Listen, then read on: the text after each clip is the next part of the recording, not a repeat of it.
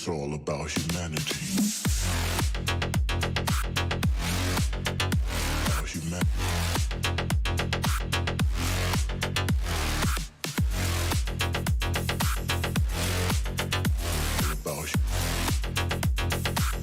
It's all about humanity. About humanity.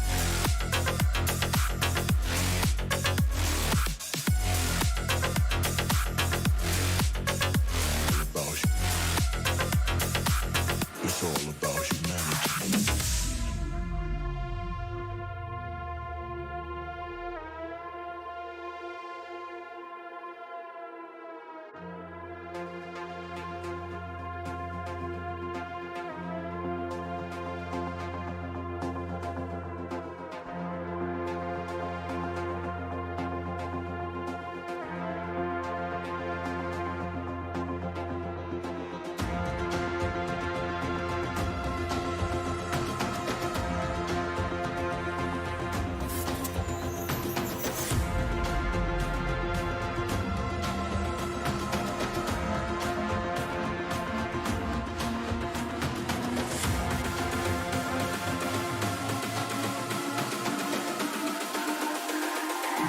It's all about humanity.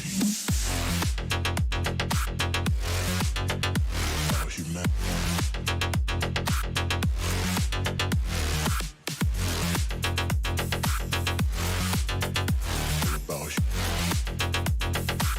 It's all about humanity. About humanity.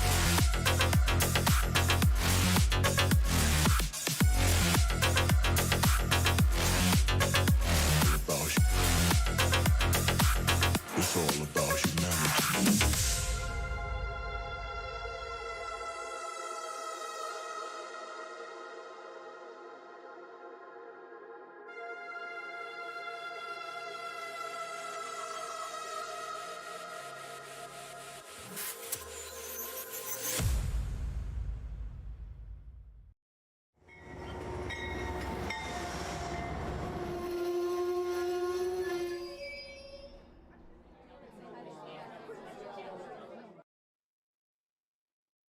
Hello, model citizens. Welcome to Humanity Junction. My name is Heath. Tonight on Trains and Tech, where I'm going to show what I've been working on behind me, and I finally have all the trains running again. So I'm really excited about that. We're not going to watch glue dry, but I do have a small box that's fragile that we'll be taking a look at a little bit later as well. And depending on how things go, I might do a little bit of a Halloween setup as well. Yes, for people who don't know, my name is Heath. Welcome. There will be no making fun of clowns tonight. If you don't know what I'm talking about, you can head over to Facebook and check that out. I don't know that I'll hit 5 hours with this unboxing, but if you stay for my Halloween prep, that'll probably take a couple days, so there'll be plenty of time to see various things along the way. We do have a poll going on tonight. This poll was given to me from DB Tech, also known as Dragon Ball Tech. The poll is, what do you do when you drop a small part when working on your trains? We've got 36 votes. We got 19% of people saying they try and catch it. 6% say they forget about it and keep working. 64%, and this is the one that I usually do as well, is I freeze and try and see and hear where it lands, thinking that somehow that's going to help me be able to find it. 11% are so far saying that they head over to the parts bin. My parts bin at this point is basically my shop vac. At some point I got to go through that shop vac, find all of my lost parts along the way. Sometimes I do this as well, depends on exactly what I'm dropping. If I'm dropping an X-Acto knife and I stick my foot out to try and catch it, there might be some words of wisdom that I spout out. The winner for the poll next week on Tom's Trains and Things on Monday night, if you go over there, Tom is going to give away his entire train layout. So if you win the poll, head over to Tom's. He's giving away his layout. Yep. Robert, I got the Z scale running. I got the N scale running, I think. I got the HO scale running. I've got the O scale running. And I've got the G scale running. So we'll get to all of that. Yeah, catching X-Acto knife blades, especially when you catch them blade first, is probably not a very good thing. But let's check in, see who's joining us. And just for fun, I'm going to start at the bottom of the list because he's always last, but we don't want him to always be last. So we're going to start off with Mr. Steven from Wigwag Workshop, George from White Walls, Wheels 1 Hardcore MOH. We got Tom's Trains and Things, Thomas Grassi, Thomas Splitrock. That's 3 Toms in a row. We've got Roy Eltham, Ron Mullen, Roger Coleman, Robert Darby, Rail Artist. I just heard something beeping. I don't know what was beeping. Well, let's just keep going. Maybe something's about to, like, I don't know, start smoking behind me. Who knows? Where did I leave off? Roger Coleman, Robert Darby, Mike the Rail Artist, Norm Miller's here, Andrew Mr. McDovid, Bernard from Mini Prince, Lynn McCurdy in the High Desert Modular Model Railroad Club, Lauren Hurwitz, Dwight Curly Express, John 2618, also known as RailServe John, John Train BFGR, John Benicki. That is 3 Johns in a row. We've got Joe Rader, Black Rock Central Railroad, Jim Tedesco, Gerald Stewart, Frank Nahar, Don Head, Damian Lawfer, Gary Creepy013. We've got Roy Hardwick, Container Man 68, Chris Ruggieri, Barry Olson, Anthony Dodge, the Model Train Outsider, Andy Estep, Adam Cruz. I saw some people pop in. Risdom and Rome popped in. Let's see, Russ from Rockino Railroad popped in. If I missed you, I apologize. Thank you all so much for being here tonight. As I did say, we are not going to watch paint dry. If you want to watch that, you can go back. Robert Flying Crow just finished up a stream where he did some ballasting, showed his different methods. He used grout, he used dirt, and I'm not sure what else. He might have used a couple other things, but he is watching his paint dry right now, so that is the excitement going on his stream. And let's what should we do? I'm going to do a little quick something first. One of the sponsors, Mini Prints, sent me a little care package. I'm actually going to open some of this stuff later though, because this was a conversation on Discord. If you want to join Discord, the link is down in the chat, but we were talking about digital microscopes, and I'm going to hook this thing up, and we are going to open up some of the Mini Prints things. These are some manatees, also known as cows of the sea, and we're going to see what they look like under a little USB microscope, and depending on how adventurous I am, who knows what might happen.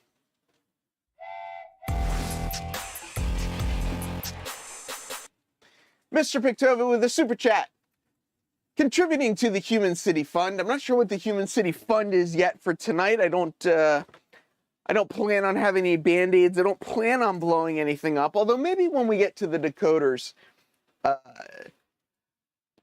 So I've got a couple Halloween things from previous, and then I just got a new Halloween thing. And what I need to do is figure out, did I install decoders in the old Halloween stuff? And then I need to install a new decoder in the new one. And between those things, I can't really guarantee what's going to happen. Mini Prince says, ooh, I need one of those. Yeah, Bernard, we were talking about various different ones. I ended up getting the pluggable one. It does not come with a monitor. You can get some that come with little monitors connected right to them, and they're more like microscope ones. Roy Eltham has one that's more of a microscope. This one is more just for the computer. I thought for what I'm doing that I would give that one a try. It's kind of a low res sort of solution, so I have some theories on it, but yeah, like I'm curious. It's been, you know, I'm doing Z scale, I'm doing N scale decoders and stuff like that. I'm now wearing my glasses pretty much 24/7, so I thought it would be a good thing to try. I've got, you know, wheel sets and decoders and things that I've got to get to that I've kind of been putting off for fear of lack of not being able to see very well. Dragon Ball texting, he's got a little bit of an internet problem. I hope you are able to see the poll because this poll came from you tonight. So, Ralphie was so bummed when he decoded that. I don't know what people are talking about, Wigwag. I hope everything's going okay. I sure do. Oh, is Greg here? We haven't seen Greg in a little bit. I do hope he is feeling better if he is in the house. I do have to unbox the microscope. I'll probably save that for another day.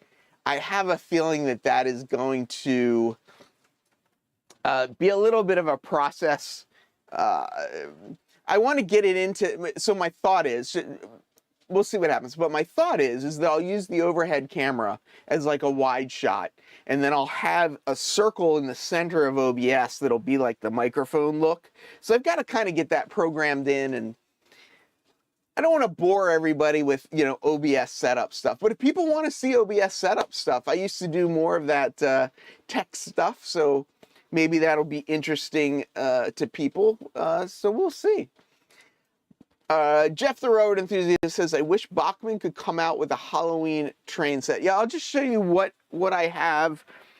One of the items I actually can't show you because one of the items is being used right now. I don't know if you can make this out, but right there's a little Atlas box. That's one of my recent purchases. It's a Halloween train.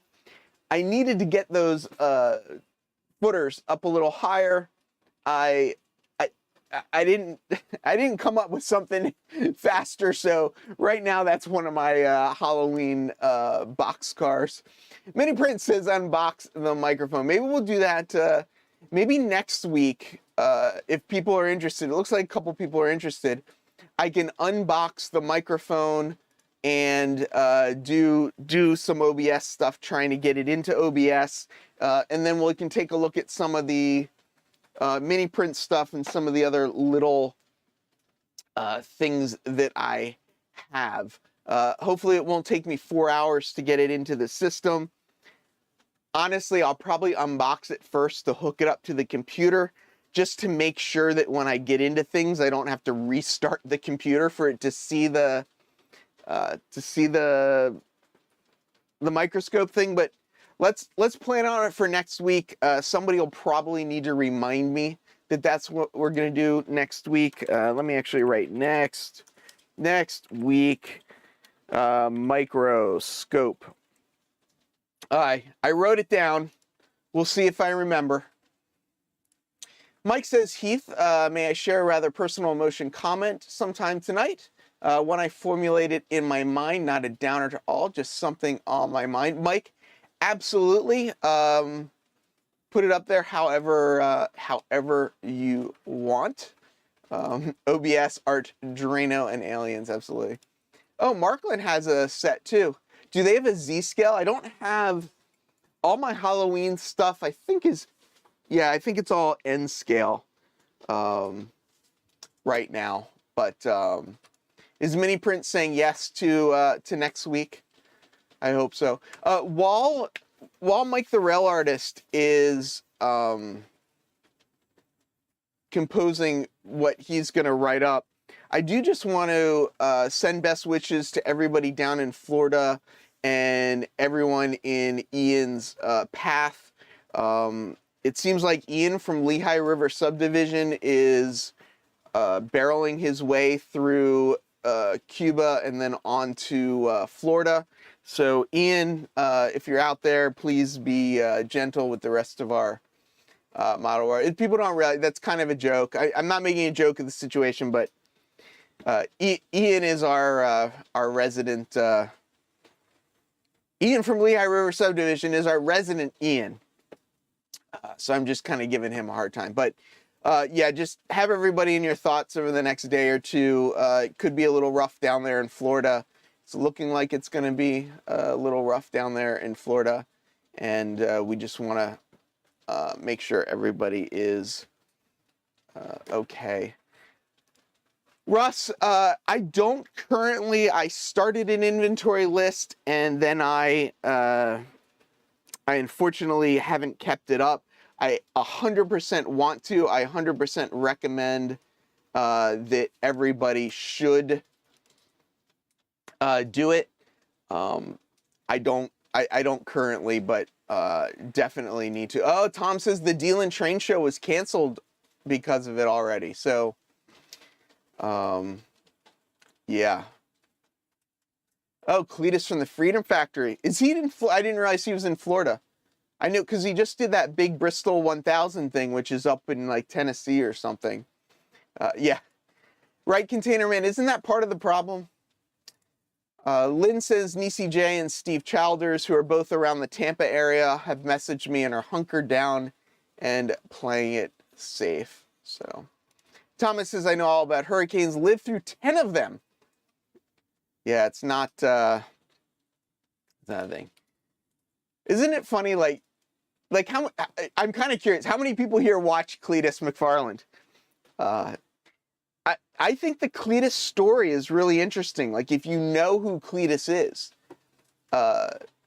if you don't know, Cletus McFarland is kind of a, I don't want to insult anybody by saying this, but it's kind of like a hillbilly channel a little bit.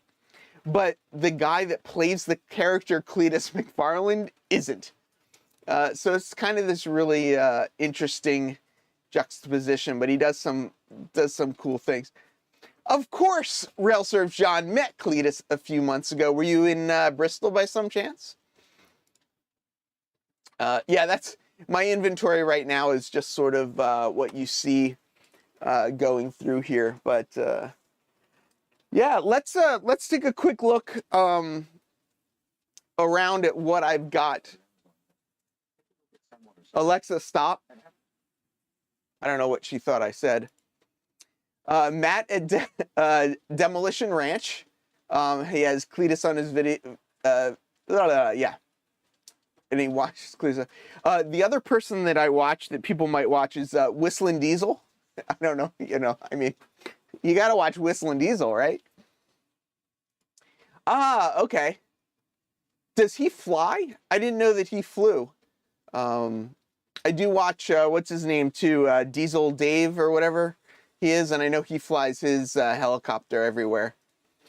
So, yeah, Whistling Diesel. And he's another one that's like, he's not a hillbilly, but he plays this hillbilly character. And it's a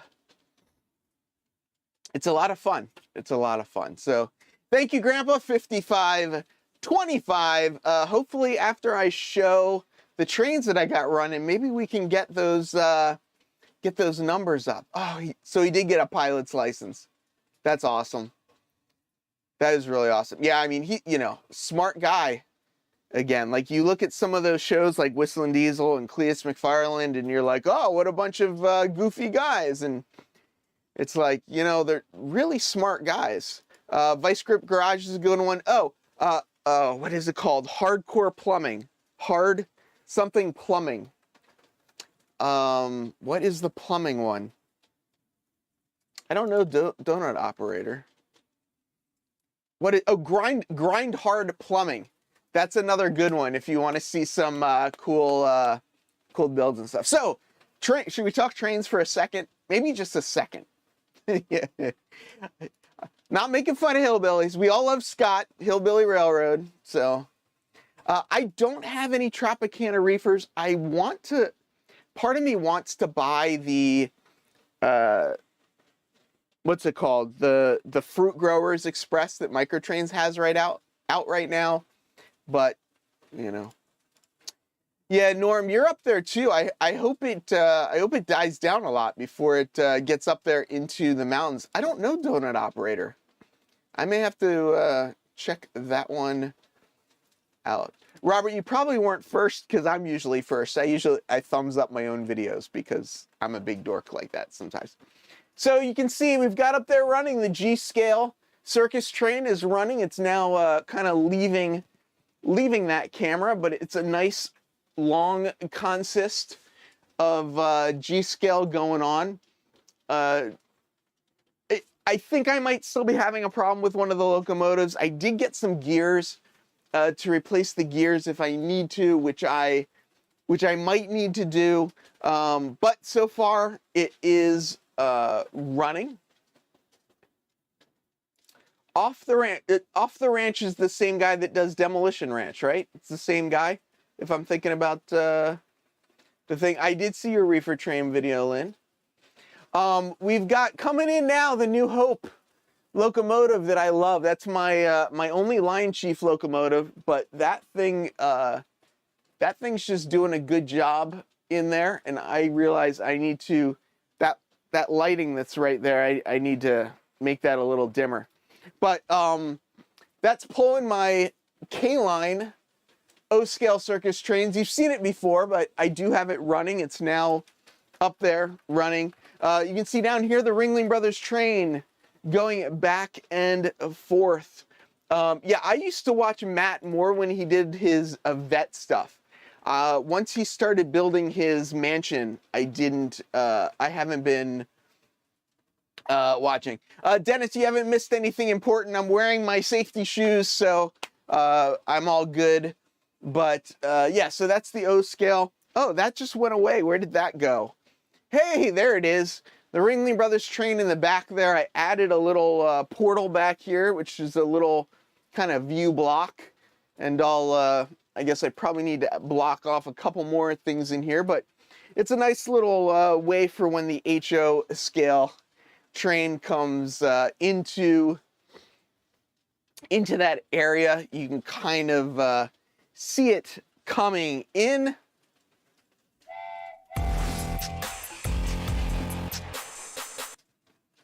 Dwight Curley from Curly Express is asking, do you know what tomorrow is? I have absolutely no idea what tomorrow is.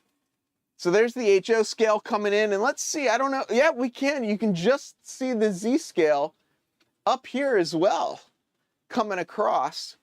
And if we go back to this other video here, you can see the HO comes out, and it actually crosses the Z scale, as the Z scale is going to go up over that bridge. Yep, Roy says tomorrow is Wednesday. Yep, it's the day after today. Dwight, is it your birthday, maybe? Everyone's saying tomorrow is Wednesday, which I think, yeah, some people are saying, Dwight, your birthday. So the only train we haven't seen yet, which I don't know, where can you make it out? Let's see. It might come around here in a second. If we watch this corner down here, we'll see I've got the N scale running as well. So we got the N scale on the bottom, the HO and the Z in the middle. We got the O and the G, the OG hanging out up at the top. Gerald Stewart says, tomorrow never comes. That's very intellectual response to that. Tomorrow's the day before Thursday. It is. Yes, it is hump day. Andy's saying it's Wednesday already. And here it is going in reverse because I don't have any way to turn things around. So it does what it does, but we've got the micro trains train running backwards across. Notice that's a little out of focus. I don't know why it's so out of focus right now, but oh, maybe that'll focus a little better. We'll see. We'll see. Trackside Mike saying hello. Curly's happy first slap on the butt day. Tomorrow's the same as today. So I guess are we saying that tomorrow is only a day away? Bernard is starting to sing show tunes from Annie. But so did we guess correctly? Is it Dwight's birthday? Has Dwight? Oh, is it National Drink a Beer Day? Is that true, or are you just saying that, Roy? Andy the derailer. Well, I'm pretty easy to derail, so get your birthday suit ready. No, no, we do not want to see Dwight Curley in his birthday suit. Oh, we made it up to 34 thumbs up. So, Mini Prince, if you're asking me how I like the Motorman, let's just put it this way. I've got 2 of them on my layout. I bought a 3rd one. I worked out a deal with Iowa Scaled Engineering. If somebody wants their own Motorman, use the code HUMAN. You can get 25 bucks off on the Motorman. It's only good for the Motorman, that discount code. I am a huge, huge, huge, huge fan of the Motorman. I've recommended them to everyone that'll listen. I know Mr. Jimbo Trains has gotten one. I think Drew Dude has one. Wigwag has one. Jason the Train Freak has one. I am a huge, huge fan. Dennis says, what's tonight's goal? Look for lost items that flew out of Heath's tweezers. We might do that. Yeah, a couple people got them because of me. So the HO scale is on the Motorman. The Z scale is on a Circuitron AR2, and the N scale down on the bottom is also on a Motorman. The Motorman that's on the N scale, I've got the switch so that I could switch it over to regular DCC track control, or have it on the Motorman for the continuous running. So Mike the Railroad Artist says, okay, here it is. My railroad as it is coming down. The wife and I are downsizing to the cabin by the river within a year, from a 31-foot by 27-foot layout to a 28-foot by 8-foot area. It is for her. That is really awesome, Mike. That is really awesome. He says, but I will still have a layout. Mike, if you do decide to get rid of anything off the layout, I would love like a little something that fits, that I could put up here by the Motorman that's HO scale, just to sort of have a little piece of your layout if you do end up getting rid of some of it. So let me know. Yeah, ISE needs to rename it to the Heatho-Man. We got a new guy in the house tonight, TXAG007. Hey there. New guy, what are you running tonight? HO, N, and Z. Yes. Z scale on the bottom, HO in the middle, Z scale on the top, and then if we go up top, we've got O scale up there, and we've got G scale, which is, Alexa, turn on the soft boxes. Make it a little bit easier to see up there. That's the, oh, you can actually see all of them in this view. Here's the N scales here, the HO's here, the Z scale's going by there, and then that's the O scale, which is in front of the G scale. Thank you very much. I am very curious how to say your name, and I do see your logo is the 007 in the I logo. ZNHOOG, exactly. Stop making my Alexa go off. I know, I gotta be careful though, because I was watching Tom's Trains and Things without my headphones on, and he kept just yelling out Alexa stuff just to drive me crazy. Thomas Grassy says, I'm working with N-scale decals to renumber a car, and they're very small. It just fell on the floor. Glad I keep the floor clean. I was able to find it and make some noise. So we do have 59 people that have voted in the poll. If you haven't voted in the poll, check it out. We'll probably be getting to that in about 15 minutes. Adam says he's got his headphones on. So people are asking about the S scale. They're saying, where is the S scale? The S scale is in a box that's right up there. You can't see right now. I don't have any S scale track. Even if I did have S scale track, I don't know where I would put it. But there's an American Flyer Circus set in S scale, and it's the only S scale that I have, but it is up there. Looks like Mike, the rail artist, is going to the Muskingum River in Ohio. It's 15 minutes north of Marietta, Ohio on Highway 60. That's pretty awesome. There we go. Just call me Tex. So Tex is, oh, I get it. TX, Tex. Tex AG007. Got it now. Got it. Ah, Adam gets to sleep in tomorrow. No, nowhere to be till 8:30. That's always good. No TT scale also. I don't have any TT scale. I don't have any 00 scale. The only like 1/150th, or actually it's 1/148th scale stuff that I have are some of these Oxford minis that I got. Don't have any narrow gauge or any broad gauge. I'm trying to avoid getting into that. But it's more that like when I find Circus stuff, it's all, everything that's running right now are Circus trains. What's running on the N scale track is the micro trains. I don't know what they're called, but it's the kind of the red train stuff that they have.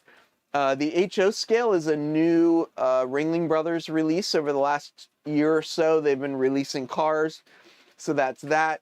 Up on the Z scale, they're Barum, B-A-R-U-M. They're from Merklin. This is the set right here, and I've got the Conrail Bicentennial GG1 pulling it because you gotta have a GG1 running somewhere. The O scale is K-Line.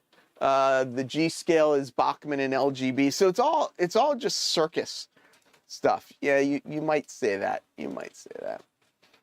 Wigwag might be going to S scale after he gets his G scale sorted. 1-to-1 scale. I do not have any 1-to-1 scale trains. I would love, yeah, or 7.5. Don't have any of those.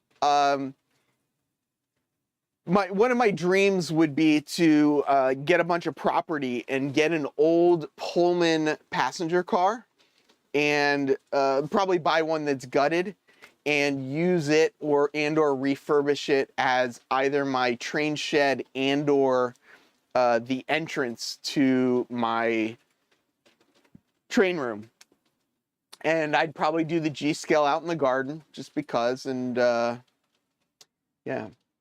Tom showed a video from a train show. They had a huge amount of Circus trains. Speaking of that, I am trying to go to Timonium. I'm going to go to Timonium in 2 weeks. The Circus Model Builders Club usually, as far as I know, always does a big Circus display. So I'm really looking forward to going down there and seeing that because I've only seen videos of it. So Tex says plenty of room on the floor to add a live stream loop. Yeah, I'm trying. I had an apartment once before I lived with my girlfriend.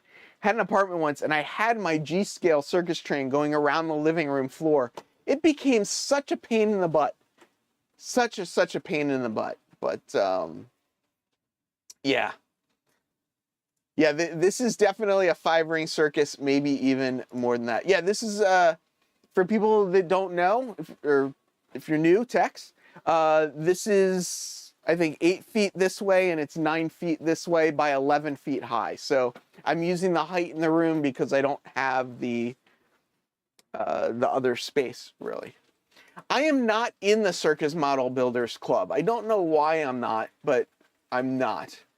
They've got some really amazing like patterns and stuff that have, very prototypical dimensions for everything. So I probably should at some point. It would make sense too. Container says, Steve, if you bought the car, you might be living in it. The girlfriend might kick you out. No. Mini Prince Bernard is going to be at Timonium, so come check him out in the Mini Prince. Is that what you're calling it? The Mini Prince in the Craftsman Courtyard at Timonium. He is going to have some samples there and stuff like that that you can check out. And he's also going to be 3D scanning people. So if you want to have your own 3D scan in whatever scale you want on your railroad, he is going to be there to check it out. Split Rock says he heard circus modeler clubs were a bunch of clowns. DB Tech says, let's encourage Heath to let Bernard scan him at Timonium. I gotta come up with a pose.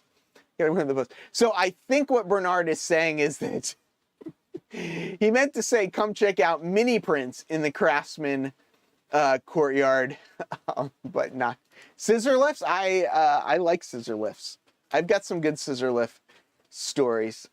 Yeah, Lynn, I know your wife has learned not to interrupt this madness, but thanks, John. Yeah, I'm very excited to have all these trains running again. If you give me a sec, I am going to turn those floodlights down a little bit because it's bugging me how bright they are. They're just, I adjusted them before the show, and I didn't reset the brightness, and they're just a little overbearing. So we got that. We got that now. Asta girlfriend while you're not in the Circus Builders Club. Is Bernard, like, I don't know what Asta girlfriend. I don't know what language Bernard's talking tonight. Bernard, you're confusing me. If you don't know, I've got a discount code HUMAN over at Mini Prints if people want to help support my channel and help support Bernard. I mean, Bernard's doing great, man. He is everywhere. He is getting the word out for modeling in general, venturing into different avenues of modeling as well. So Andy Ambrose trying to help me translate from Canadian English to UK English. But while we're talking about mini prints, let me just run my thank you.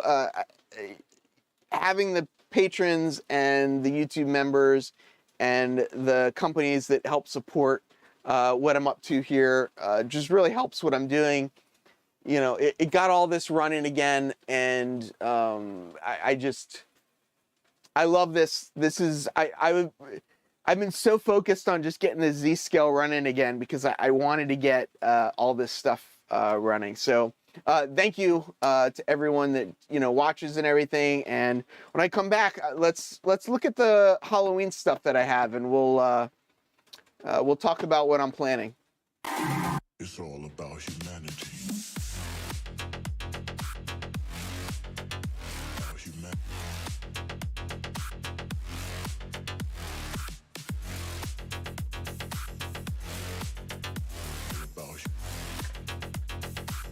It's all about humanity.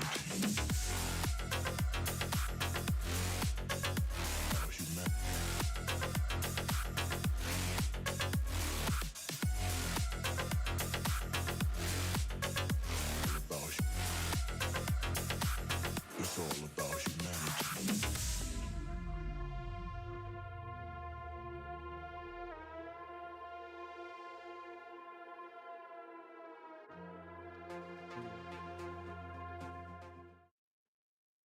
All right, so let's talk about Halloween stuff because Cameron says, why didn't you start with that? And Roy is correct. I did start with that if you were late. Oh, was there no sound on that? I'll have to go back and check if there was no sound. But yeah, Halloween stuff. So I've got a couple Halloween sets, two that I had previously, which look a little bit like these two right here. We can see them. This is Dr. Mort's Carnival Train set. I don't know if this one has a decoder in it. I can't remember if I put one in. But what I'm planning is PTF Designs has some great Halloween background flats that I really like. Normally it doesn't come in N scale, but I kind of begged them to make it for me in N scale, and it's like this scary, spooky house with lights and stuff on it. So I got that coming from him. From Mini Prince, I got he's got these light up little pumpkins. They're not N scale, they're HO scale, but I didn't care. I've got some gargoyles coming, a couple other things coming, and what I want to do is set up like a little Halloween scene and then run some of these Halloween train sets through it. So this is Dr. Mort's Carnival, and it's the creepy carnival. So these are all kind of, let's see if this helps.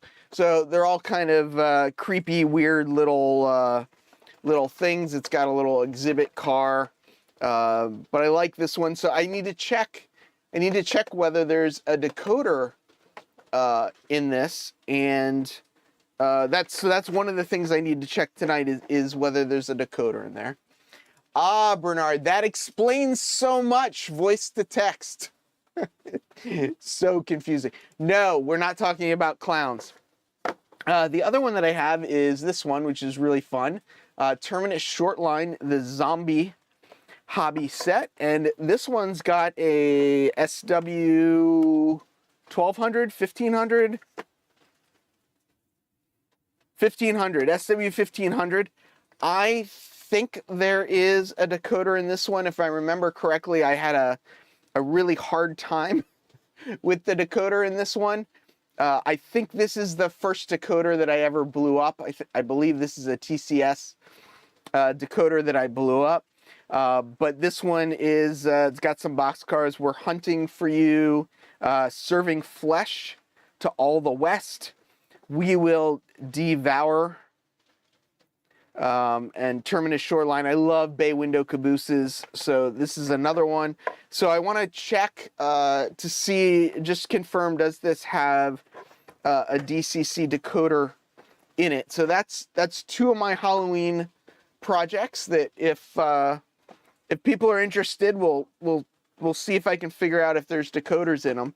And then the other one that I just got, this is a hot off the presses new release from Microtrains.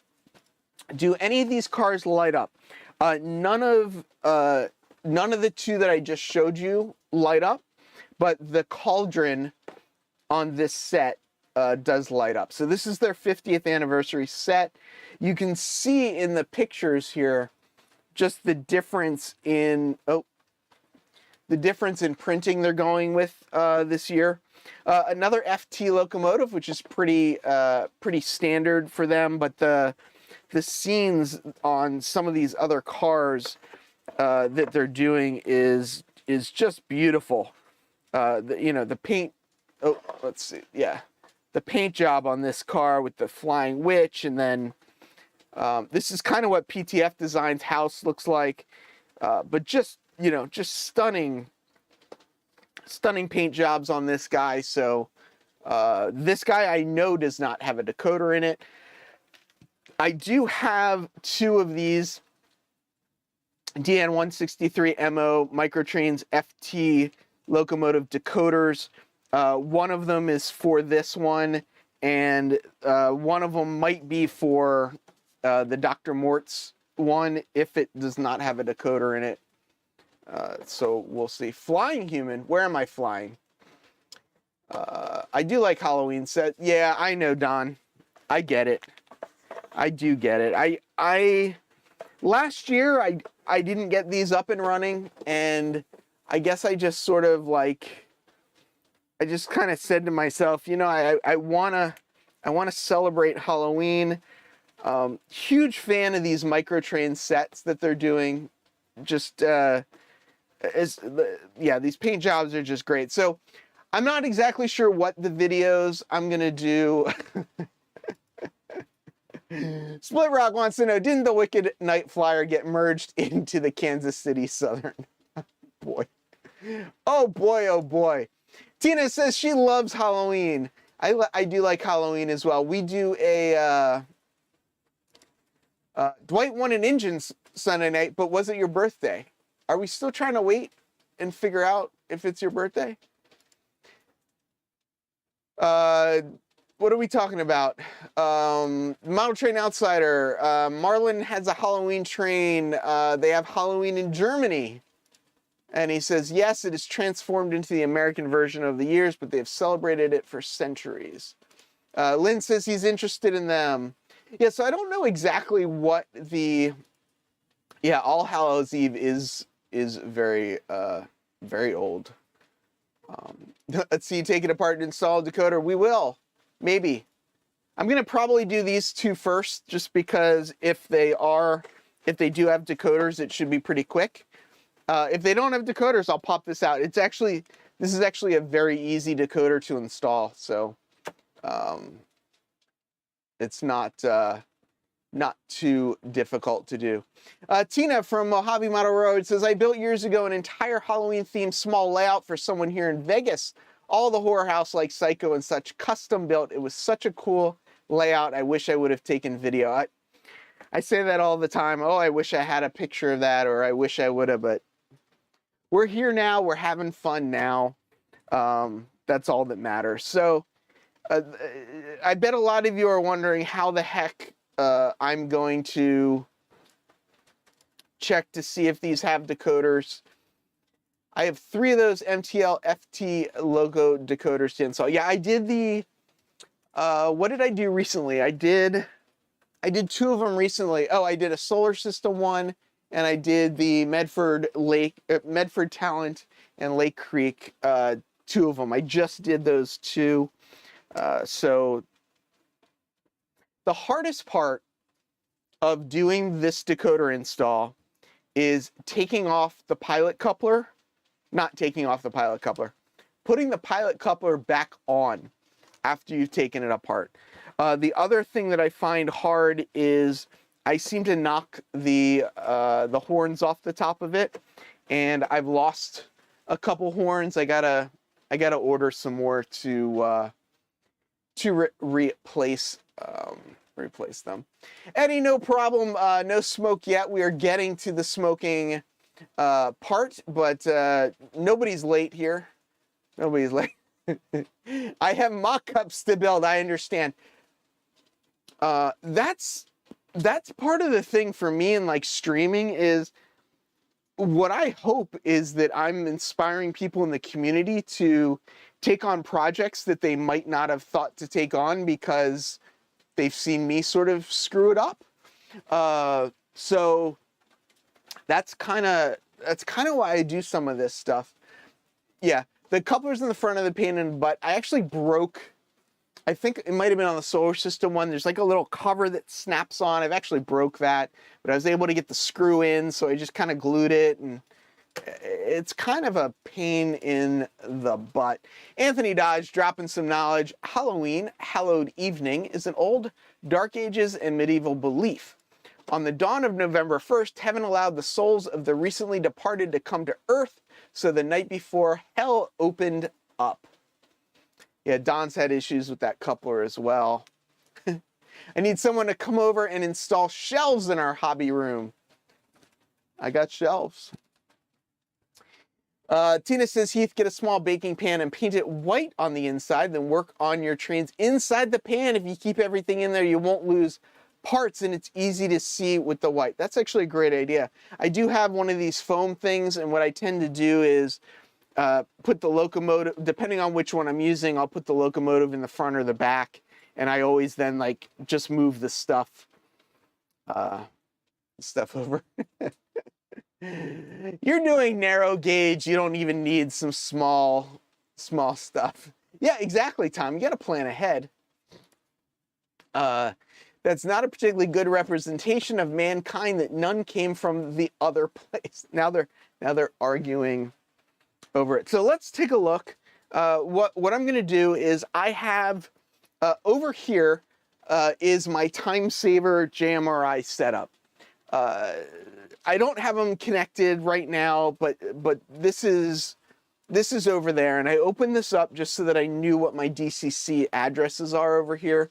And then what I have over here is this is the local, this is JMRI locally. So I'm going to use JMRI locally to, what am I looking for? To pop these guys on the track and just see what we get. So let's start with the one that I am pretty sure that I know has a, I'm like looking around, I've got like nowhere to put stuff. Speaking about Halloween costumes, my block and the block just south of me actually does a Halloween parade for kids.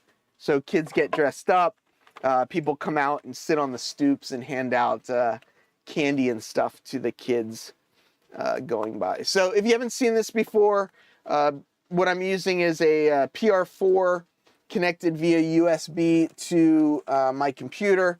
Got a little switch here where I can change from the PR4 to the DB150 if I need it. We're just going to be using the PR4 for this. And I've got an N scale and an HO scale track. When I close this lever, got little green LEDs that pop up in here just so that I remember that I have track power. I've got this in here so I could easily kill the power should something go wrong and we release the smoke. I do like that. I've got some nice aluminum trays upstairs too that we don't really use anymore. Cooking trays and stuff. I should swipe one of those. Shh, don't tell anybody. Just clearing some stuff from the desk so I don't knock anything over. I'm going to take this train out. As I said, this is a SW1500, the Terminus short line. If I've done this correctly, this is number 131. So when I try and read this decoder, I think this is going to be a TCS decoder, and I think it's going to hopefully read as 131. So the first thing I'm going to do is give this power, and it didn't start buzzing, which is a good sign. If it was DC only, it would have started buzzing, but being that it's not buzzing, pretty good sign that it is probably not having issues. So I'm going to go back here. I'm going to click New Loco. I'm going to try and read type from decoder. And the good news is it did start moving a little bit. You can kind of see it. Oh, it stopped already. But so it did. I guess the good news is it knew that it was a TCS decoder, but it says found manufacturer version, no such decoder defined. So we'll read that again, and we'll see. Andy said when he was younger, he wasn't allowed to celebrate Halloween, maybe because dad was a vicar. Vicar? I think that's how you... Candy corn is so good, isn't it? Oh, it's so terrible, though. Yeah, I don't need it much anymore. D-Rodero drop in. Why no photo in the box? Haven't gotten to these yet, and these are pretty descriptive. I don't know that I need the photos in there on them. I'm gonna hit the read type from decoder again just to see if maybe I get a better read out of it, and it'll hopefully tell me what the decoder is, and it did not tell me again. Let's try one more time, and if I can't find it this way, what I will do is, yeah, it doesn't seem to be finding it. So what we're going to do is open up a good old-fashioned TCS decoder for SW1500 micro trains. Let's see if I can figure out what decoder it is. What did Split Rock do now? Sometimes it's power to the track issue, sometimes it is. Or it could be that I blew it up again. So here we go, MT1500. Yeah, I had... this has, I don't know if you can see in this picture or not, or see where my mouse is. I don't know if it's showing up, but right here, it's these weird contacts where the power actually goes through the chassis. So it's this weird install. But it shorted out, and I ended up blowing it up. This is not a sound decoder, so I don't have the overcurrent issues really that you have with sound decoders. But let's see if we can find, I wish there was a way to search. Is there not a way to search? Because now I need to find MT1500. Is it going to be in here? No. Here? JKLM, MT1500, I don't see it there. I mean, I guess it doesn't really matter that if I find the exact one, but I'm kind of hoping I can find the exact one just because, I don't know, I like when all the names and stuff line up. Oh, yeah, anyway. Bachmann, it's not a Bachmann. January of 2000. Okay, so MT1500 doesn't show up anywhere. So we're gonna guess on it, and let's just say it is a what could it be? Oh, they're not in order. I didn't realize they weren't in order when I first was looking. Some are in alphabetical order, and then some are not in alphabetical order. I know. Just pick one, right? Just pick one. Oh, there it is. Look, MT1500. See that? If I wait, play it out. And this is why I'm dedicated to DC. So MT1500 long address, the active address is 131. So we do have the active address and everything seems to be okay. I'm not going to add this to my roster because this is the wrong roster, but I do know that it's got a decoder. I do know that it's working. So I am happy to throw this back in the case and fight with it on another day. So that one was pretty easy, right? So we are going to put this guy back. Oh, and I just dropped my new train on the floor. We're going to put this guy back in here, and we're going to get Dr. Mort out. This one could be a little more exciting because I don't know if there is a decoder in it. So this one could be a little bit more of an excitement. Marty's saying hello from Queensland. I don't know what's going on. I don't know what's happening. Instead of opening the box, open the loco. We will. If people want to hang out, I'm going to keep going. I'll test this one, and then we'll open that other locomotive up, and you can watch me hopefully not mess anything up. But so here's Mort's Creepy Carnival. I'm going to kill the power just so we don't have any fun. We'll put this on, and I did take this out. I did put a 9-volt battery on it, and it did run. But I think there's a decoder in it. So we're going to find out. Randall says, I think I need to dig out my N-scale trains. Absolutely, yeah. Lynn's got all night. Lynn, you got to go to dinner at some point. Oh, Rick. I forgot about the unboxing. I think that's so funny. Rick finally showed up, and he reminded me about the unboxing. So should we try Mort's Creepy first, or should we open the box first? What should we do? Should I repost some comments from the SVL site? No, we need to keep the... Split Rock. Split Rock. Split Rock.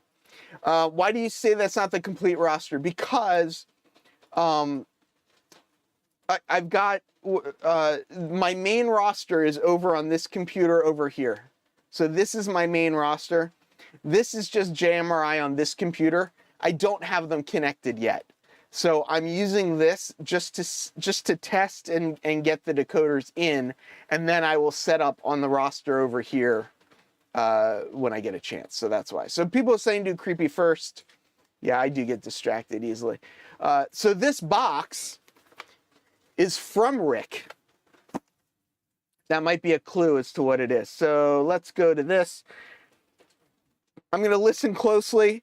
When I throw the lever, it's either going to buzz or it's going to not do anything. So let's see what happens. and it did absolutely nothing. So we're going to go over to here. We're going to click on New Loco, and we're going to read from Decoder and see what happens. There you go. Apparently there is a decoder in this guy, so that's a great sign. So it is a DM163MO. Looks like the address is just set at 3. So I'm going to change that address to, let's go 7741. 77, let's do 7735. 7735. We'll make those all of my all my Halloween stuff will make up in that area if they don't have numbers on them. So let's see. Oh, apparently I didn't do that correctly. Long address. Oh, it is there maybe. Let's go. I don't understand that little part of it. Let's go over here and let's see. Read full sheet. So it is saying 7735, but it looks like it's still set for short address. So let's switch to long address. Let's write changes on sheet. Now if I read full sheet again, we should be good to go. So this will be 7735. When I get the other one going, it'll be 7736. People know what it is. Come on, you're giving it away. Now I don't need to open it. Now I don't need to open it. We're going to open the box, though, because I want people to see it. Are you uploading your rolling stock? I am. I'm doing a JMRI roster for my locomotives, my N-scale locomotives. I haven't gotten to the rest of the rolling stock. And I'm not worried about saving because, again, this is not my actual roster. My actual roster is over there. One day I'll get them all connected up, but for now they are separate. So let's open this box because I have not seen what's in it. I know what's in it, but I have not seen what's in it. And I think it's really cool what Rick is doing. So yes, people already know what it is. They've already spoiled. Wow, my Digitrax is a lot easier to program, and if no decoder, just use 0. This is Digitrax. What are you talking about, Lynn? This is what's in there is this. It's a Digitrax DN163MO, and I'm using a PR4 to program it. Yes, and I could run it on 00, but I'm not. Andy's going to go eat.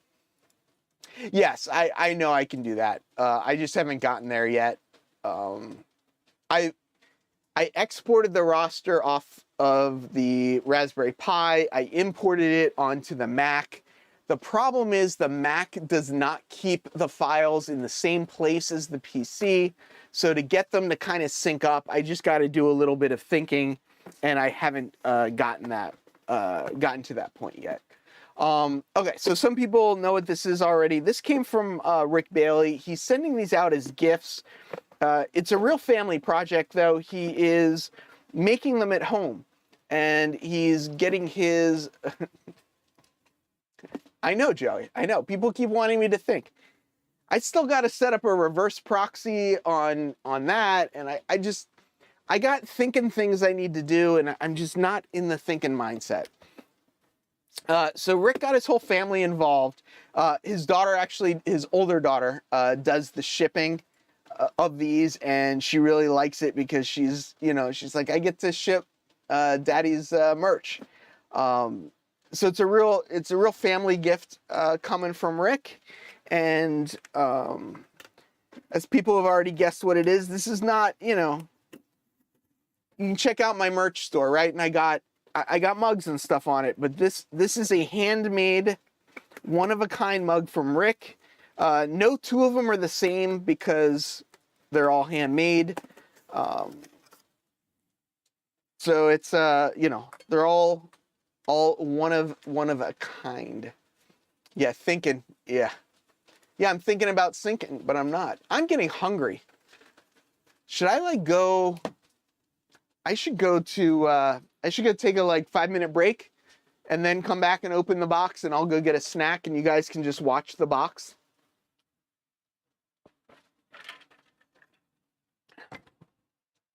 Now, we'll get to that locomotive in a second. If you missed it, if you're just coming in now, we are going to put a decoder in this locomotive in a second. So if you want to see me figure things out, I got to see now too. I don't know. I've got two of these. I don't know if I've got another locomotive that needs one. I gotta look around and see. Otherwise, I'll have to buy a new locomotive. What's in the box? People know what's in the box. Wigwag gave it away already. Anthony Dodge is correct. Rick's family knitted the mugs themselves. Yes, he said knitted. I believe that Rick went and took a ceramics class, learned how to build mugs, made a kiln using dirt from his backyard to make bricks, turned it into a kiln where he could fire the ceramics that he made. Then he went to school and got a degree in graphics design, made a printer, like a regular printer from scratch, using parts that he had. He had to take apart one of his compressors for his airbrush to make his printer, but he got the printer made, handmade. He didn't have any electricity, so he had to build a bicycle from parts that were left over from when he used to be a farmer. He built the bicycle, and he used the bicycle to power the printer so that he could print out the graphics. The paper that he printed the graphics on, he had to make from trees that he had in his backyard. So he was... I was wondering when someone was going to stop me. I mean, it was like people were just like going to let me keep going. I didn't know. Of course I remembered it. You should have heard the story when Rick told it. I'm telling you guys the short version. Rick told me the long version. Let's see what's in here. I hope there's... When I got this, Rick said, "Don't worry, there's not a glitter bomb in there." Once I heard that, I was like, I'm not sure I want to open this box. Because if there's actually a glitter bomb in here... Oh, yeah, right? So we all know Rick is the tree. The making of the paper was a very dramatic part of the process for Rick. But, you know, he pushed through it, and he, you know, he made it happen. He suffered for us to make these. But so his daughter touched this this bubble wrap. From what I understand, one of his kids just spent all of the time popping the bubbles, not really helping out with the wrapping. Bernard wants me to tell you about the bubble wrap. John Benicki's referring to Flying Crow's stream from earlier, where he was doing gluing of the ballast, and people were joking that the gluing of the ballast was going to take less time for the glue to dry than it would for me to open a box tonight. Oh, you want a closer view of the bubble wrap? We can zoom in on that as well. Should I pop a couple too? Let some of the air out. I don't know. You guys probably can't hear the pop. It's probably not quite loud enough. Is this HO or N scale bubble wrap? I don't know, Lynn. Let's pause for a little bit, and let's see if we can get Rick to answer that while we're waiting. So see, as Frank says, stop. We need to stop. We need to hold off right now and not continue until we get an answer from Rick from Fultz Bailey as to what scale the bubble wrap is. OTR is saying stop distracting him. Robert's about to fall asleep. Robert, how can you fall asleep? There's so much stuff going on. Oh, you know what I can show people? It's S scale bubble wrap. We don't talk about S scale. Come on. The bubble wrap is 1-to-1 scale. Derek says, wow, Heath, did you see that? The number of viewers just dropped by 20. People are saying open. Containerman says open the box, and Bernard is saying to pop the bubble wrap. I did do something else today that I thought was kind of fun. Oh, so Rick says he's not sure of the scale, but it is kid friendly. Sparky says he likes these stories, so I'm going to keep going. I did get the time saver. I added a camera to it. I've got this set up where you can like remote stream or whatever. So this is the camera for the remote operator. This one is just that down view. But then I added these two other views. This one up here from the high left that I kind of like is sort of my helicopter shot. And then I've got the down low, extreme angle shot over here. So I've added a web camera to that. So it was kind of a fun little project, getting an extra camera in there just to get some other stuff. Donhead says 12 inches to the foot scale. Rusty wants to know, is it North American or European bubbles? That's actually a good question.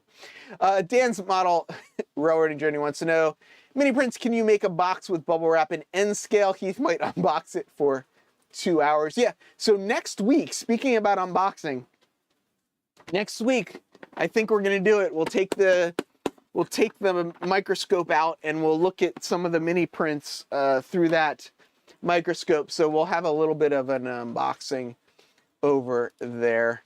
Andy says he misses coming on bubble wrap. Comes in different sizes. It does come in different sizes. Definitely. I was laying back and listening. Now I'm just watching. Yeah, isn't bubble wrap like a lot of fun? Bubble wrap is good stuff. Derek says, Sparky, you could probably drive to his place and still see the unboxing. If you wrap a hot dog with bubble wrap, Lynn McCurdy wants to know, does it make a sandwich? Mike the Rail Artist says, as a retired registered nurse, I worked in mental health. You do not want my opinion on this.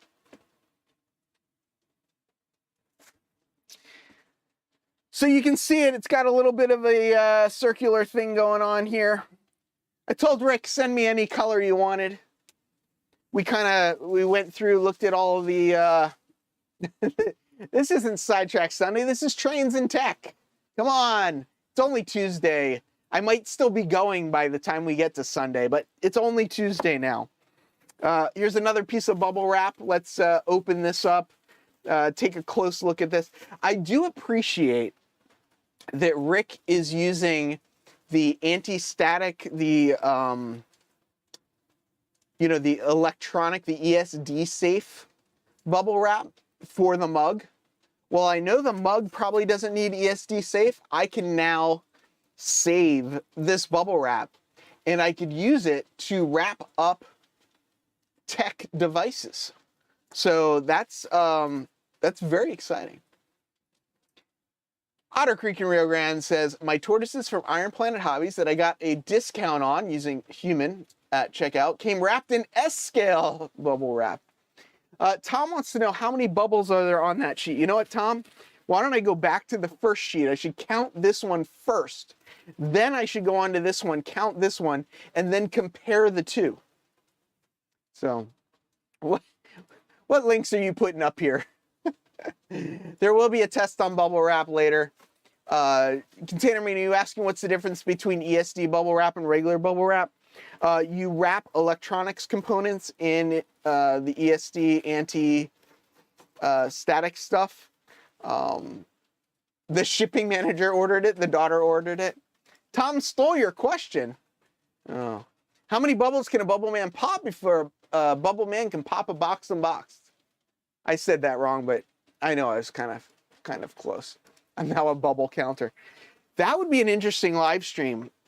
I can just get on the stream and I could just count bubbles for a couple hours. So yes, I can tell the difference. I work for an LED manufacturing company, so using this anti-static stuff's actually really important. When you're shipping stuff, it can get damaged. Stuff that ships goes through a lot of electronic stuff, and using this anti-static helps things helps things from having issues. I didn't know this. John from Mystic Railroad says Bubble Wrap's first client was IBM. 1401 computer. Was the 1401 a server? Did they ship Mr. Bubble Wrap? Can we say ADHD? We can.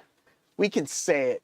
We can absolutely say it. Yeah, or count the bubbles and pop each bubble as you count it.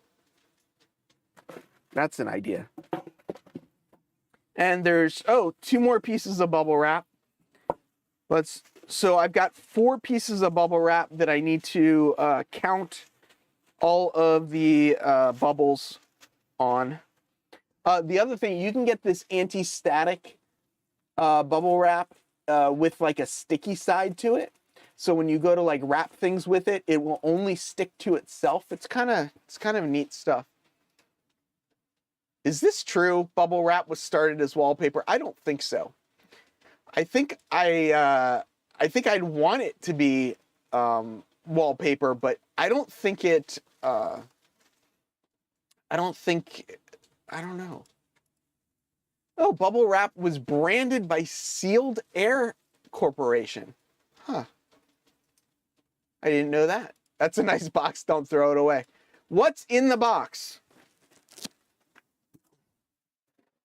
Nothing. It's empty now.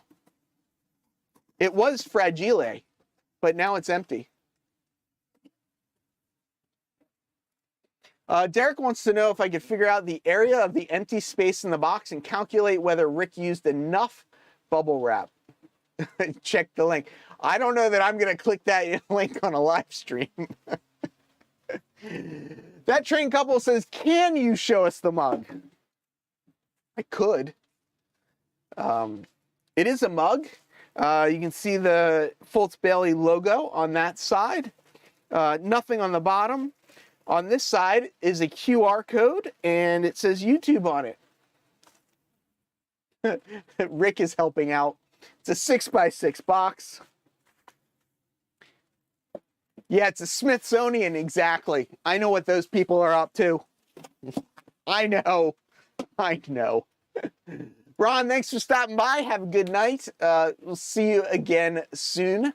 Does Michael Bublé wrap everything in Bublé wrap?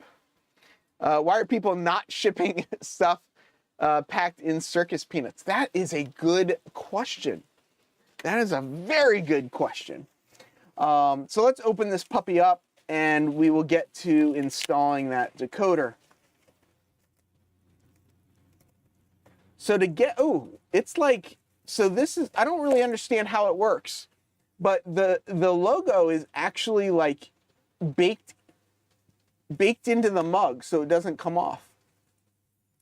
So that's the logo there. And I am going to show everyone the QR code. This is the QR code. I'm assuming this takes you to this YouTube channel. But if someone wants to try clicking on that and tell me for sure whether it does or not. But yeah, I don't really know. He printed these out and then I think he bakes them or something to get them to stay. Can you put this in the dishwasher with them baked on, Rick? Rick, did you add the dribble hole? That's actually pretty funny. That would have been pretty funny to do. That's his fans only site, probably. Mini Print said it worked. There you go. So yeah, if you want to head over to that train couple hit it up as well.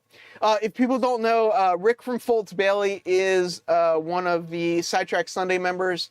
People were joking about getting distracted and getting sidetracked. Rick is one of the 5 of us nutcases, so yeah. Don't check it live. Nah, go ahead. There we go. Hand wash only, no corpse sponges. coarse sponges. I like corpse, right? We're doing Halloween stuff, so I think corpse would be appropriate. So I've done this before. I shouldn't break this, hopefully. I'm getting out a 9-volt battery because I am going to... Oh, it does say, look. He actually had this in the box and I missed it. Hand wash only. But, sure, check his link, but not mine. I didn't click on his link. Other people clicked on his link. So thank you, Rick. I will add this to my mug drinking adventures. Container Man checked your link. Mini Prince, there you go. I have my favorites. Don't we all have our favorites, though? I mean, isn't that just the way things go? So we're going to use a 9-volt battery to test that this locomotive works before I put the DCC decoder in it, so that when it doesn't work, after I've put the DCC decoder in it, then we know that it wasn't, or we know that it was me that did it. I'm going to try not to touch the paint too much on it. Try not to mess it up too much. But yeah, so this was just released in September of 2022. Yeah, right. Like a wash any like I know, right? It gives it extra flavor. It does. So we're gonna touch 9-volt battery to this, see if the wheels spin. If I can get it to touch. I feel like they're spinning, but why aren't they spinning? Spin. This should work. I'm usually... Oh, there we go. There we go. Just got to get it in the right spot. So it did spin. Off and on. I'm going to do this the easy way. Let's see if this will be a little bit easier for me. I got these little things here. It's basically it attaches to the 9-volt battery, and then you've got clips on the end. Just sort of makes it easier. This was a good battery the other day. I do have a battery tester I could use. Oh, there you go. It works better this way, although it seems to like go and then stop. I don't know if that's... There we go. Now it's going. Now it's going. There we go. Now it's running. Now we gotta go. The battery won't work unless you moisten it with your tongue. I'm not falling for that trick. I do actually have this little battery tester. This does like AA, AAAs over on this side. And then it does... So AA's, AAA's over here, and then on the side here, it's got the little 9-volt little thingies, so you can test the battery. It's probably a little more accurate than licking it, but you know, gotta do what you gotta do, right? Testers do take the fun out of it, Frank. But I am sure there will not be any shortage of fun as I do this. So the first thing you need to do is take this pilot truck off, which is a pain in the neck, both to take off and to put on, honestly. And for this, I get out my little tiny screwdriver set because it seems to like this little tiny screwdriver the best. And I've blown up 2 LiPo batteries this week. That's kind of dangerous. Your tongue as a battery tester really only works well for 9-volt batteries. It does not work as well for like AA's. At least I've never gotten AA's to work well for me. And this is the piece on one of my other ones. I think it was on the solar one that I broke. You need to kind of like snap it off. And I have not found a good way to get that little piece right there back on. I guess let me zoom in a little bit, right? Why are we so far away? So this little plastic cover piece here goes over this to hold the coupler on. And just this whole operation is just, it's just hard. It's just hard to do. So you kind of pop this out of here, and then it goes through the front, and you pull it out the front like this. There you go. So that's the whole coupler assembly, is the screw, this little flippy thing, and then this. And then now at this point, it's pretty straightforward. It just comes out, and I got 98 subs. Woo! 100 by Christmas. Tweezers are in there. You have to put double A's entirely in my mouth. I am not going to try that today. So I personally, I like the drop it on the plastic box trick. I don't know how well this works necessarily, dropping it on the front of this, just because it is kind of delicate. But in general, I found this, it's not getting the thunk I want out of it. Come on. I can't get it to come out. Come on, locomotive. $30 nose hair pickers. No. Well, this part usually isn't so hard. But of course, because I'm doing this live, this has become the hard part.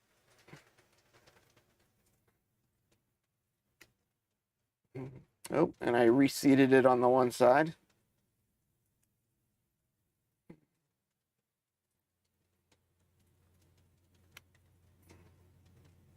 The only business cards that I have are really thick business cards.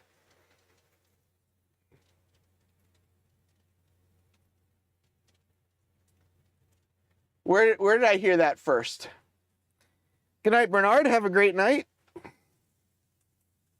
I forget where I heard the plastic box drop kit. Yeah, it's always on things like this that Murphy shows up. So there's the cover. So what I need to do now is you pop this little thing off right here. This is the cover that covers up the light. So this is basically the light board. It's got the little motor contacts right here on either side. And I'm basically just, you pull this out and you throw this one in after you put a little Kapton tape on it. And it's a pretty straightforward little process. So we'll just pop that off. And what I've learned is you always want to test the decoder before you put it all back together, because I always seem to have problems. The decoder needs to slide this way, and then it lifts off of these two clips. So these two clips right here are actually kind of holding it on. So you slide that forward, and then this comes right off. And then there's your oh, I actually broke this solder joint pulling that off. Oh no, I didn't. Never mind. It's actually soldered back farther. That's some weird solder joint though, or solder that they got going on there. Is this being filmed in macro? No, just zoomed in. People saying, "Go, you want to see me use the mug?" I don't have anything to put in the mug right now. A 9-volt can shock your tongue when it's bad. Yeah, probably. Not much difference between this and an unboxing. Don't forget to close the pull. All right, pull's closed. I know I don't have to copy it in. I copy it in so that I can bring it up on the screen. Oh, and it's not going to let me copy it in. There we go. What do you do when you drop a small part when working on your trains? 64% says freeze and try and see here where it lands. 22% said try to catch it. 7% said forget about it and keep working, and 5% said go to the spares bin. So, okay, so let's take this decoder out. Probably wouldn't be the worst thing in the world if you were doing this the smart way, would be to test the decoder before you shove it into the locomotive. Since I like living on the edge, I'm not going to test it first. They do provide you with Kapton tape. You need to put the Kapton tape across here. The way this is made, it can sometimes short out by touching the sides of this, so you want to put Kapton tape over it first. You can use that Kapton tape. I usually just pull out my own. I don't really know why I prefer to use my own as opposed to what they give me, but I do. I've got this box of kind of different size Kapton tape that I like. Let me widen this out for this part. So I got this box of stuff to do that, and I'll just, I'll pick this width right there. That width will work out well for this. And so yeah, so now the goal is to just put a piece of tape across there, and then you need to cut it. So put the piece of tape across, and then you need to cut it so that it's not over the motor contacts there. So I usually just kind of put a piece on and make it a little big, and then cut it off. Is anyone else getting buffering? I am not getting any buffering on my side. That doesn't mean that other people are not getting buffering, but it's working over here.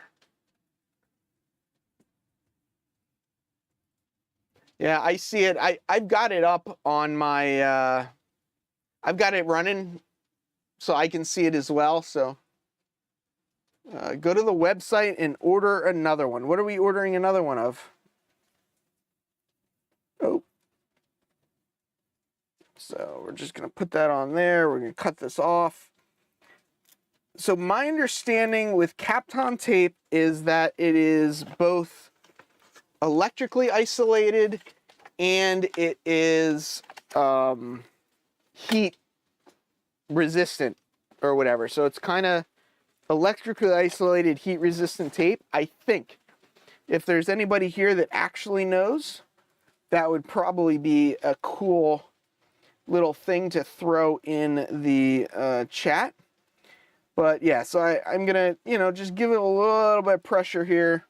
Just make sure I get it down nice and good on there. One of the things that can happen with these that you need to be careful about too is it's a split chassis. You want to make sure that, you should make sure that the pickups that come through the chassis up to the decoder, so you get the power up the wheel. There's little metal brushes that transfer it to the split chassis, which then goes to the light board, which then transfers it to the motor points. So you're taking the decoder and you're basically putting it in line. If the motor is shorted out to the shell, you will blow up your decoder. So, Human, you have the box. Why don't you read what it says on the box? Because it doesn't say on the box. It doesn't say what Kapton tape is on the box. But I know somebody like Roy probably knows, or Anthony Dodge probably knows, or Andy Ambrose probably knows. So I figure one of those guys will jump in eventually and tell us all what it is. It's often used on 3D printer heat beds. Kapton tape is? I think it was around long before that, but maybe not. I don't know. So we're just trimming this up a little bit here. Perfect. So now I got the Kapton tape where I want it. The next hard part of this, and some people will actually solder, this on. The contacts that are on this need to make sure you get a good connection to the motor mounts, and some people will solder that. And the reason I say some people is because I'm not one of them. I try and keep things like soldering devices as far away from the electronics like this as possible, unless I absolutely need to. So you do see there is Kapton tape on the bottom here, but what we're doing is adding this piece so that on the edge here, it doesn't hit. So Roy says it can handle minus 269 Celsius to plus 260 Celsius. It's not Tapcon, it's Kapton. There you go. There we go. Tom's Trains and Things. Kapton is a polyimide film used in flexible printed circuits, flexible electronics, and space blankets, which are used on aircraft, satellites, and various space instruments. Invented by the DuPont Corporation in 1960, Kapton remains stable in isolation across a wide range of temperatures. There you go. Kapton tapes are made from Kapton polyimide film with silicon adhesives. Yeah, Tapcon are screws, yes. So there we go. So it looks like Tom's starting to get a little bit of rain. The other thing you need to do on this actually is this piece of Kapton tape on the bottom. You just need to slit it right here because that is going to go over your these little mount points here. So you need to slit that as well. Rick from Folds Bailey wants to know if we can call it super tape. You can probably call it whatever you want. All right. So that's done. Now we thread these. So it needs to go under this plastic piece on both sides, which is not the hardest thing to do in the world, but sometimes it takes me more than once to do it. Like right now. There we go. Okay, so I got it in. And we push it down and we slide it back. And that's pretty much the extent of this install if it works. So next step, we're going to put this on the track. Yeah, I'm probably, when we get off here, I am probably definitely going to go watch some of the live streams coming out of Florida. I really do wish everyone the best. Yeah. I usually take, if anybody's curious, I usually take the old decoder and I actually just put it underneath this little plastic thing in here. So should I ever sell this, if somebody wants to go back to DC, they can go back to DC. So first test is turning the power on and seeing if anything happens. Well, I did see the light flash, which may or may not be an okay thing. So we're going back to here, clicking on new loco. We're going to bring this up and we're going to read. Yeah, I'm getting hungry too. I'm hoping this, Tom's Boats and Things. I hope not, but it could be. Why don't they make jackets out of Kapton? Apparently they do for space use. Author else says, I use Kapton tape on my wallet. Superheroes. No smoke yet. Okay, so we're going to retype from Decoder. And look at that. DZ163MO. We're going to open the comprehensive just because I know this one better. We're going to go here. I said 7736. And we're going to write changes on sheet. And theoretically now, I don't need to save and close it. Theoretically now, if I go, oh, I should have done this slightly differently. But if I go to tools and throttles, new throttle, and I go to 7736, 7736, and hit set, and I turn the track power on, theoretically, if I run this forward, oh, well, I was not expecting that.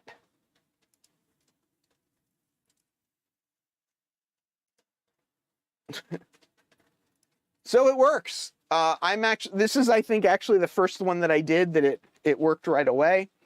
So we are now going to take this guy and let's turn this off, and we got to put this guy back together now. And nope, I didn't. I thought maybe I lost the screw there for a second. Just looking. 30-year-old capped on tape. It's a wonderful smell. I don't want to know about that. Thinking about some lunch soon, and Randall's eating dinner.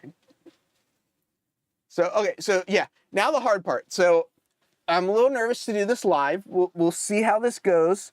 If I start cursing, I may end the stream, but we're going to try and get this back together. First step is putting on the little light hood. This is usually not too hard. Sometimes it can take a little bit of effort, a little bit of force, but generally it's not too bad. There we go. Okay, so that's on.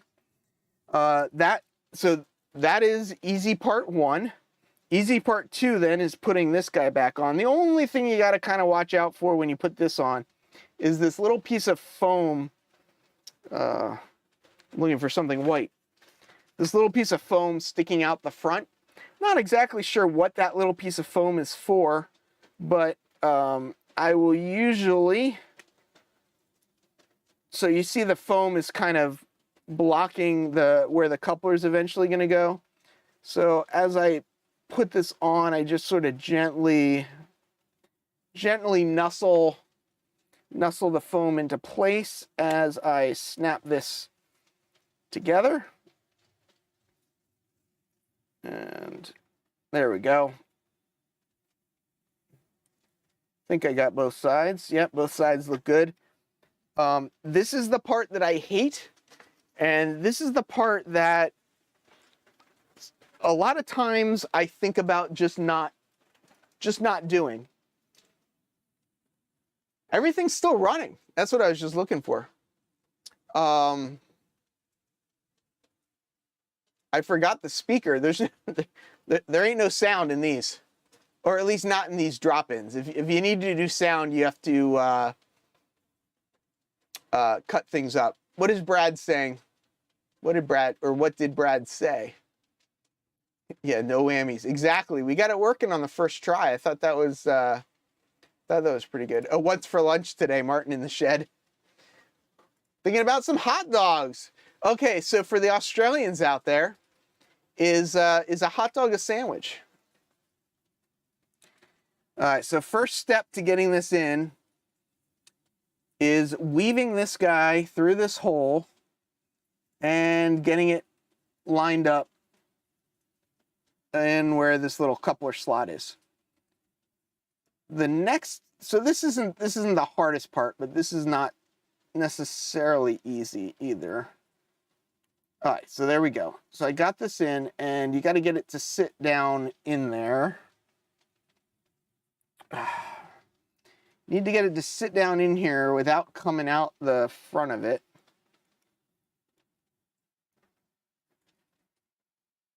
I may be getting the tweezers out in a second. Hot dogs or tacos?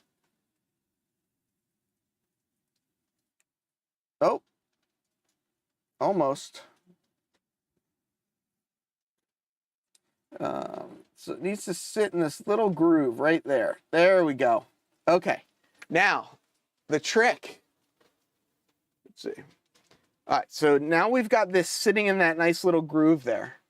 So now what I need to do is take this piece, snap this on over that without breaking this and without knocking this out of position.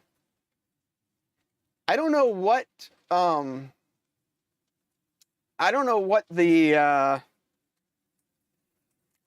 proper way is to do this. I usually just kind of curse silently to myself. Microscope is next week. Next week we're going to do the microscope. Yeah, we're about to see what I do when I drop stuff. All right, so this guy. Who knows of the easy way to do this? Could do a Model Railroaders food podcast. How to set up a snack buffet for operation sessions.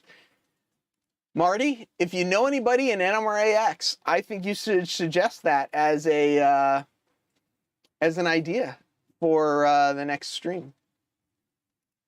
Yep, I spent thousands of dollars on a pack of tweezers and didn't use them. Cursing silently. That is what I do generally, is curse silently.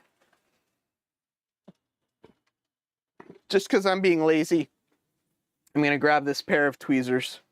The problem with the tweezers is, even if you hold the tweezers where you need them, they're kind of just always in the way. So I'm going to hook the one side. I think hook the one side. And then try and push down on the other side.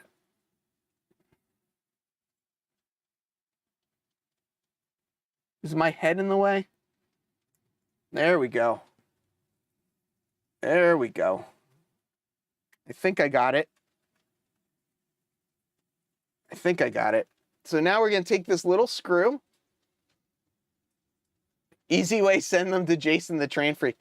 Jason doesn't like doing N scale stuff. He claims it's too small. I don't know what he's talking about. So, little screw.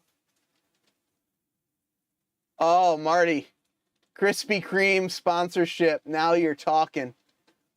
Have you got a tiny bit of Vaseline to hold the coupling in? Oh, that's an interesting idea. I don't down here, but yeah, I generally don't have coupler height issues. I generally just have issues getting the coupler to sit flat in that little groove so that I can then get the little cover over it. But for whatever reason, if this works after I'm done fully assembling this, this will be the easiest MTL FT locomotive decoder install I have ever done. So that screw tightens it down. And then next thing we're going to do is put it back on the track, and we're going to see if it still works at all or not. I still think it's a gorgeous, gorgeous paint job on this locomotive. Really beautiful.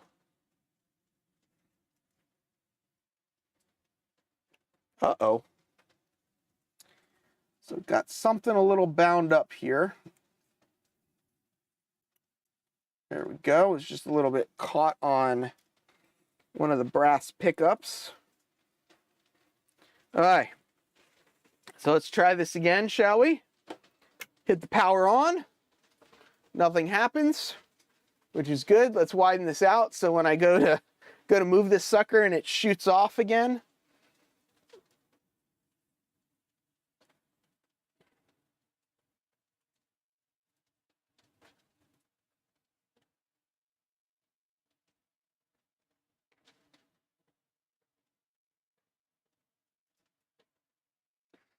Let's see, does the light work? Hey, and the light even works. I don't know if you can you see the light going on and off on my hand maybe? Yeah, so this was, this was the easiest one I've done. Don't send me your locomotives. I don't want to have to do this for anybody else.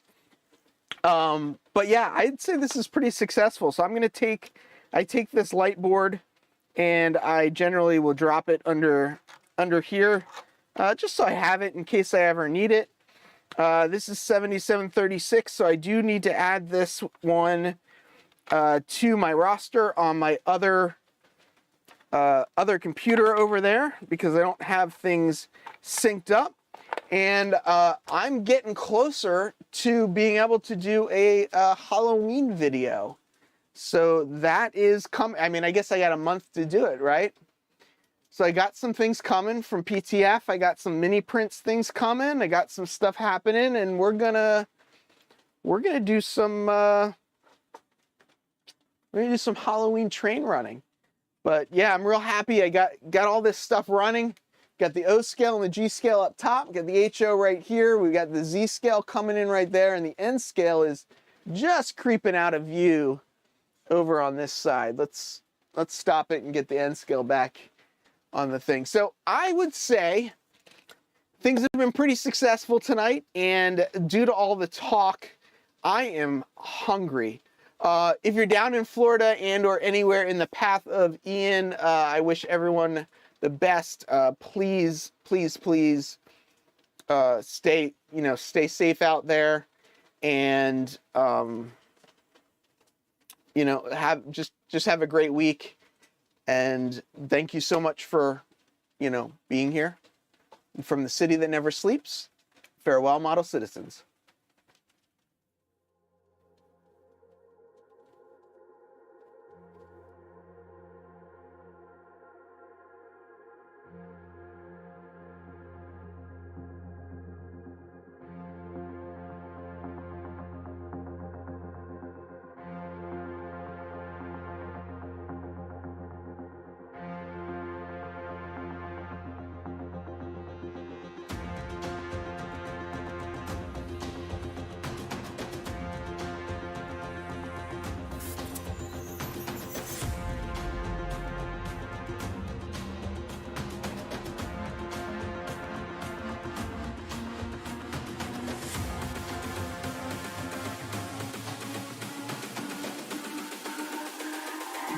It's all about humanity. About humanity.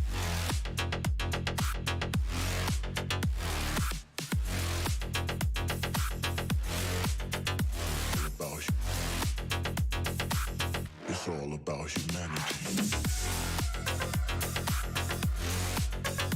About humanity.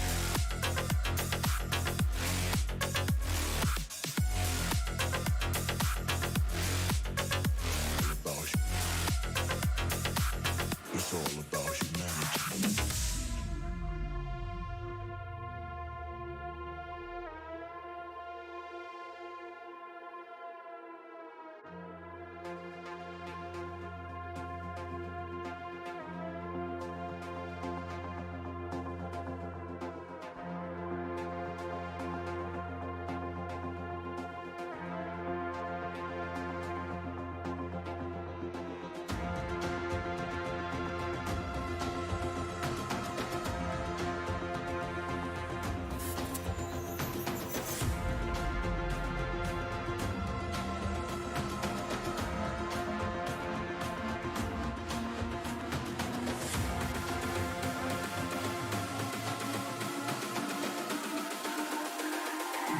It's all about humanity. About humanity.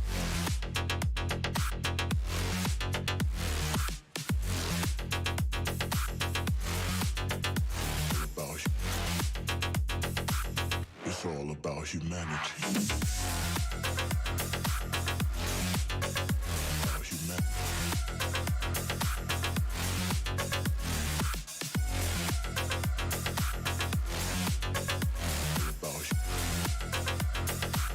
It's all